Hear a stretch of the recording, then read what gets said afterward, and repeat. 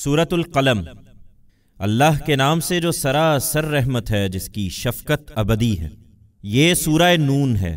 قلم گواہی دیتا ہے اور جو کچھ لکھنے والے اس سے لکھ رہے ہیں کہ اپنے پروردگار کی عنایت سے تم کوئی دیوانے نہیں ہو، اور تمہارے لیے یقیناً وہ صلہ ہے جس پر کبھی زوال نہ آئے گا، اور تم بڑے اعلیٰ اخلاق پر ہو۔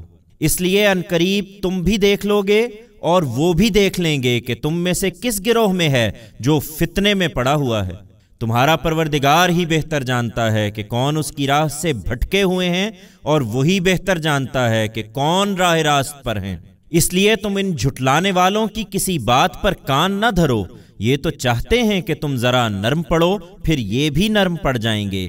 ہرگز کان نہ دھرو کسی ایسے شخص کی بات پر جو بہت قسمیں کھانے والا ہے، بے وقت ہے، اشارہ باز ہے، چغلی لیے پھرتا ہے، بھلائی سے روکتا ہے، حد سے بڑھ جانے والا ہے، حق مارتا ہے، پتھر دل ہے، اور اس پر مزید یہ کہ بے اصل بھی ہے۔ یہ اس بنا پر ہے کہ اس کے پاس بہت مال ہے اور بیٹے ہیں۔ ہماری آیتیں اسے سنائیے تو کہتا ہے یہ تو اگلوں کے افسانے ہیں۔ سمجھتا ہے کہ وہ بڑی ناک والا ہے، اس کی یہ سونڈ ہم عنقریب داغ دیں گے۔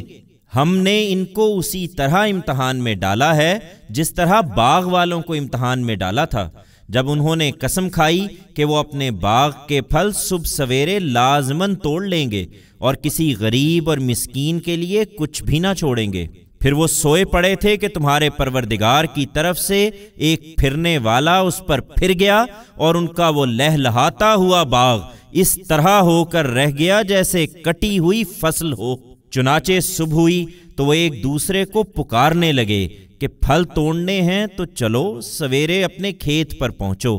پھر چل پڑے اور آپس میں چپکے چپکے کہتے تھے کہ دیکھنا آج کوئی مسکین تمہارے پاس باغ میں آنے نہ پائے۔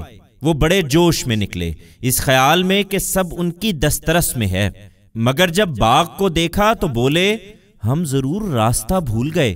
نہیں، بلکہ محروم ہو کر رہ گئے۔ ان میں جو سب سے بہتر آدمی تھا اس نے کہا میں نے تم سے کہا نہ تھا کہ تم اپنے پروردگار کی تسبیح کیوں نہیں کرتے؟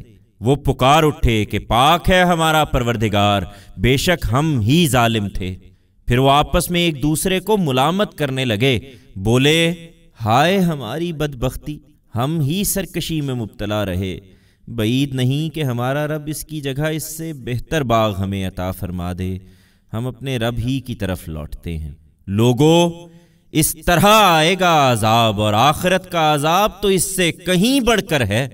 کاش یہ لوگ اس کو جانتے۔ ان کے لیے جو اس عذاب سے ڈرنے والے ہیں، ان کے پروردگار کے پاس البتہ راحت کے باغ ہیں۔ تم سمجھتے ہو کہ یہ نہیں ہوگا تو کیا ہم اپنے فرما بردار بندوں کو مجرموں کے برابر کر دیں گے؟ تمہیں کیا ہوا ہے؟ تم کیسا حکم لگاتے ہو؟ کیا تمہارے پاس کوئی کتاب ہے جس میں تم پڑھتے ہو کہ وہاں تمہارے لیے وہی کچھ ہے جو تم پسند کرو گے؟ کیا تمہارے لیے ہم پر کوئی قسمیں ہیں جو قیامت تک چلی جائیں گی کہ تمہارے لیے وہی کچھ ہے جو تم حکم لگاؤ گے؟ ان سے پوچھو کہ ان میں سے کون اس کا ذمہ لیتا ہے؟ کیا ان کے ٹھہرائے ہوئے کوئی شریک ہیں جو اس کا ذمہ لیں گے؟ تو لائیں اپنے ان شریکوں کو اگر یہ سچے ہیں۔ یہ اس دن کو یاد رکھیں جب بڑی ہلچل پڑے گی اور یہ سجدے کے لیے بلائے جائیں گے تو سجدہ نہ کر سکیں گے۔ ان کی آنکھیں جھکی ہوں گی، ان پر ذلت چھا رہی ہوگی۔ یہ ظالم، ان کی کمر تختہ ہو گئی۔ یہ اس وقت بھی سجدے کے لیے بلائے جاتے تھے جب یہ بھلے چنگے تھے۔ سو اب مجھے اور ان کو جو اس کلام کو جھٹلا رہے ہیں چھوڑ دو۔ ہم ان کو وہاں سے بتدریج تباہی کی طرف لا رہے ہیں جہاں سے یہ نہیں جانتے، اور میں ان کو ڈھیل دے رہا ہوں کہ اپنا زور لگا لیں، اس لیے کہ میری تدبیر بڑی محکم ہے۔ یہ سنتے کیوں نہیں؟ کیا تم ان سے کوئی معاوضہ چاہتے ہو کہ یہ اس کے تاوان سے دبے جاتے ہیں؟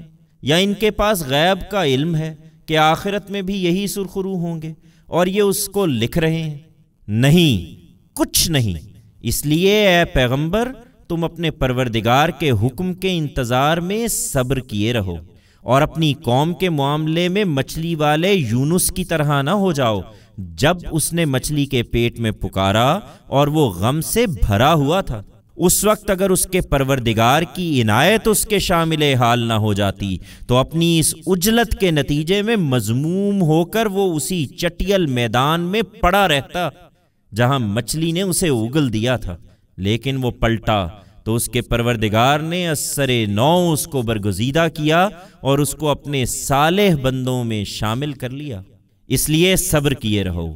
یہ منکرین جب تم سے یہ یاد دہانی سنتے ہیں تو لگتا ہے کہ اپنی نگاہوں کے زور سے تمہیں پھسلا دیں گے اور کہتے ہیں کہ یہ ضرور دیوانہ ہے، درحال ہے کہ یہ تو سارے جہان والوں کے لیے ایک یاد دہانی ہے۔